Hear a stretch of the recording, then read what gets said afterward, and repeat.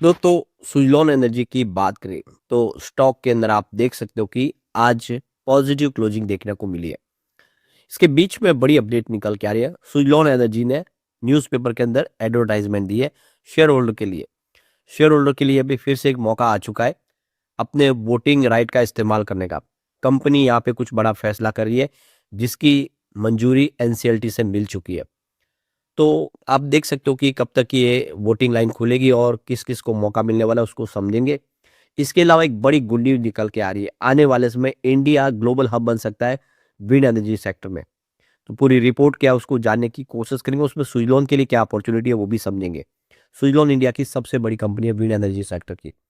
Company आप समझ सकते हो कि सिर्फ यहाँ पे विंड टरबाइन का निर्माण नहीं करती बल्कि सर्विस मेंटेनेंस का काम भी बहुत तेज़ी से करी है। ऐसे में क्या उम्मीद है जानेंगे इस वीडियो के माध्यम से। लेकिन फ्रेंड्स उससे पहले अगर आप पहली बार हमारे चैनल पे आए तो चैनल को सब्सक्राइब कर दीजिए, एक बेल आइकॉन दबा दीजिए ताकि जब भी नया वीडियो बने पहला नोटिफिकेशन आपको मिले। वीडियो पसंद आए तो लाइक से जरूर कीजिए। चलो फ्रेंड्स वीडियो स्टार्ट करते हैं। मैं हूँ आपका दोस्त एस बी दवे और हमारे अपने चैनल ऑनलाइन कमाई में आपका बहुत बहुत स्वागत। सबसे पहले विंड एनर्जी के कारोबार की बात आज 57.49 पर क्लोजिंग देखने को मिली जहाँ पे 0.19% की तेजी थी। तो गिरावट का सिलसिला थम गया। आप देखें रिजल्ट आया बहुत ही बेहतर। उसके बाद स्टॉक 60 को क्रॉस किया। उसके बाद में इसमें प्रॉफिट बुकिंग आ गई। दबाव की स्थिति। अब आप देख सकते हो कि क्लोजिंग फ्राइडे की 57.38 के आसपास थी।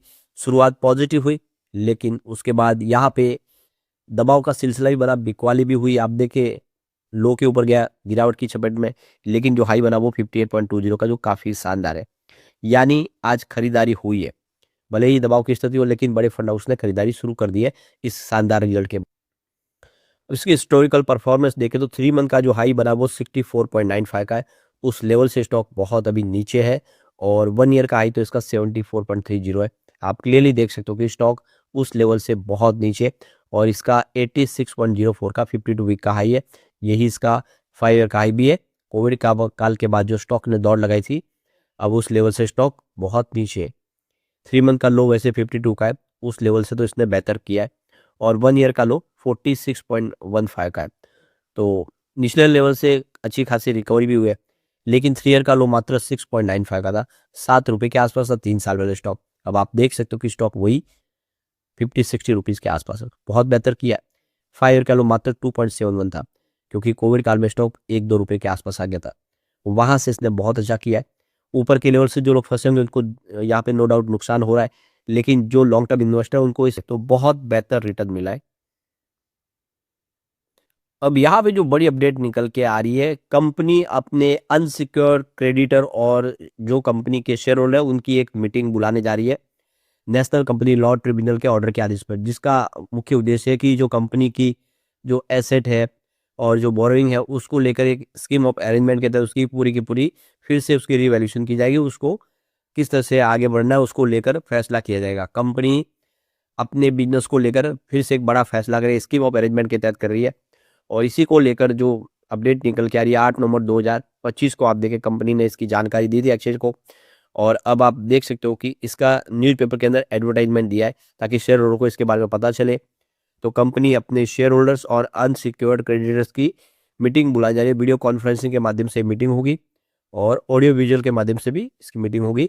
जो आप देख सकते हो कि दिसंबर 2025 को सुबह 10:30 बजे होने जा रही है और ये देख सकते हो कि 12:30 तो देख सकते हो कि national company law tribunal Ahmedabad bench की तरफ से जो आदेश पारित किया गया था स्कीम ऑफ अरेंजमेंट का, जिसके तहत ये कंपनी अपनी मीटिंग रख रही है। जो इसकी जानकारी अब आप देख सकते हो कि न्यूज़पेपर में दी गई, इंडियन एक्सप्रेस इंग्लिश पेपर और संदेश गुजराती पेपर के अंदर। तो ये देख सकते हो कि कंपनी काफ़ी बड़ा शानदार फैसला करने जा रही है। अपने इस पूरे फैसले के लिए शेयर होल्डर की रजामंदी लेनी है। तो इसकी कट ऑफ डेट वगैरह जो है वो ऑलरेडी हमने डिस्कस कर दिया कल के वीडियो में, कब कट ऑफ डेट है, कौन कौन एलिजिबल है। लेकिन आप देख सकते हो कि न्यूज़पेपर के अंदर उसकी पूरी जानकारी वापस शेयर की गई है। तो कुछ बड़ा होता हुआ यहाँ पे दिखाई दे। अब आप देख सकते हो इस बार कंपनी ने कमाल कर दिया। कंपनी का सेल्स जबरदस्त बढ़ा है। 3480.60 करोड़ तक पहुंच गया सितंबर 2025 के हिसाब से, जिसमें 146.48% का जबरदस्त जंप है। पिछले साल सितंबर 2024 में 1400 12.14 करोड़ के आसपास कंपनी का सेल्स था। तो बहुत बड़ा जंप देखने को मिला, कंपनी का बिजनेस में ग्रोथ बहुत शानदार है। नेट प्रॉफिट 1286.60 करोड़ के आसपास सितंबर 2025 में, जिसमें 1436% की जबरदस्त जंप देखने को मिली है। पिछले साल सितंबर 2024 में ये 83.72 करोड़ के आसपास था। बात करें कंपनी के EBITDA की, तो 752.84 करोड़ के आसपास है सितंबर 2025 में, जिसमें 583.41% की जबरदस्त जंप देखने को मिली। पिछले साल सेम क्वार्टर सितंबर 2024 में ये 110.16 करोड़ के आसपास था। कंपनी के EBITDA में बहुत ही शानदार वृद्धि देखने को मिली। कंपनी का EPS बढ़ते हुए 0.94 रुपये तक पहुंच गया है सितंबर 2025 में, जो पिछले एक साल पहले मात्र 0.06 रुपये के आसपास था। यानी वाकई में कंपनी ने कमाल कर दिया है। अब यहाँ पे जो रिपोर्ट निकल के आ रही है कि इंडिया आने वाले 2030 तक ग्लोबल हब बन सकता है विंड कंपोनेंट्स का। यानी कंपनी जो इस समय विंड एनर्जी के लिए जो पार्ट्स वगैरह बनाती है, इक्विपमेंट बनाती है, उसका ग्लोबल हब बनेगी। और मैन्युफैक्चरिंग कैपेसिटी लगातार एक्सपांड हो रही है, बहुत सारी नई कंपनियां तेजी से अपने बिजनेस को बढ़ा रही है। तो ग्लोबल क्लीन एनर्जी में इंडिया का योगदान बहुत बड़ा होने वाला है, ये रिपोर्ट कहती है। तो यहाँ पे देखो कि इंटरनेशनल एनर्जी एजेंसी यानी IEA ने अपनी रिपोर्ट जारी की गई है, और उनका कहना है कि आने वाले समय इंडिया जो है विंड एनर्जी एक्सपोर्ट का ग्लोबल हब बनने जा रहा है। ऑनशोर विंड में कंपनी का कामकाज बहुत बेहतर तरीके से बढ़ेगा। इसके पीछे वजह है कि जो western original equipment manufacturer OEM और जो चाइनीज प्लेयर जो मार्केट में इस समय अपना रोल प्ले करें इंडिया के अंदर, उनकी प्रेजेंस की वजह से ये सपना सच हो सकता है। 2030 तक कंपनियां देख सकते हो कि बहुत बेहतर करेगी, और इंडिया जो है ग्लोबल हब बन सकता है ऑनशोर विंड का। इस समय इंडिया के पास 20 गीगावाट की मैन्युफैक्चरिंग कैपेसिटी ये कंट्रोल कर रहे हैं डोमेस्टिक डिमांड के लिए और एक्सपोर्ट मार्केट के लिए। और लगातार आप देखें यह कैपेसिटी बढ़ रही है। तो आप देख सकते हो कि कंपनी जिस समय टियर 1 में देखे तो यहाँ पे कंपनी इसके जितने भी इक्विपमेंट है वो सारे बना रहे। टियर 2 में गियर बॉक्स, जनरेटर वगैरह, ब्लेड, टॉवर, ये सारे के सारे कंपनी इस पार्ट्स इस समय मेक इन इंडिया के तहत बना रही है। स्पेशली सुजलॉन एनर्जी इसमें बहुत बड़ी दावेदार है। और इस समय सरकार ने भी पॉलिसी लाई है कि मैंडेटरी कर दिया गया है कि किसी भी विंड एनर्जी के अंदर आप देखिए विंड टरबाइन बनाने के लिए लोकल पार्ट्स इस्तेमाल करने होंगे इंडिया के तहत बने हुए, और इसीलिए सुजलॉन जैसी कंपनियों को फायदा होगा।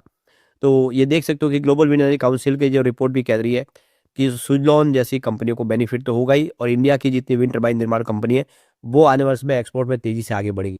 तो ये बहुत अच्छी गुड न्यूज़ है सुजलॉन के लिए। और आप देखिए सबसे बड़ी बात, सुजलॉन के पास इस समय कैश फ्लो भी अच्छा है। आप देखिए मार्च 2023 में -133 करोड़ के आसपास निगेटिव कैश फ्लो था।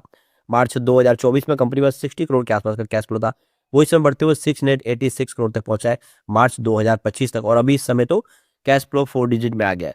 तो बिल्कुल आप देखिए लगातार कंपनी के पास अच्छा खासा रिजर्व कैश भी है, और कंपनी के पास अच्छी खासी ऑर्डर बुक में इसका फायदा देखने को मिलेगा। और आने वाले समय सुजलॉन यहाँ से बहुत बेहतर करता हुआ दिखाई दे सकता है। एक बहुत अच्छी इस समय अपॉर्चुनिटी दिखाई दे रही है। अब यहाँ पे अगर हम शेयर होल्डिंग बढ़े, प्रमोटर की होल्डिंग 11.73% है, ये काफी कम है और इससे लोग चिंतित रहते हैं। परंतु प्रमोटर ने अपनी स्टेक इसलिए बेची क्योंकि उनको फंड की आवश्यकता है अपने बिजनेस को आगे बढ़ाने के लिए, प्रोजेक्ट पूरे करने के पैसों की आवश्यकता है। उन्होंने अपनी होल्डिंग बेची है, निकट भविष्य में फिर से अपनी होल्डिंग बढ़ाएंगे। यहाँ पे म्यूचुअल फंड ने भी 4.9% की काफी अच्छा निवेश किया हुआ है। इंश्योरेंस कंपनी का भी 2.65% की जबरदस्त होल्डिंग है। इसके अलावा फॉरेन पोर्टफोलियो इन्वेस्टर ने 22.7% का काफी शानदार निवेश किया हुआ है। फाइनेंशियल इंस्टीट्यूशन और बैंकों की भी 1.52% की होल्डिंग है, जबकि इंडिविजुअल इन्वेस्टर की यहाँ पे 39.17% की होल्डिंग है, और अदर्स यानी जो बड़े इन्वेस्टर उनकी भी 70.32% की होल्डिंग है। यानी हर कैटेगरी में देखें तो सुजलॉन में निवेश हुआ है। ऐसे में हम कह सकते हैं कि आने वाले समय सुजलॉन काफी बेहतर कर सकता है।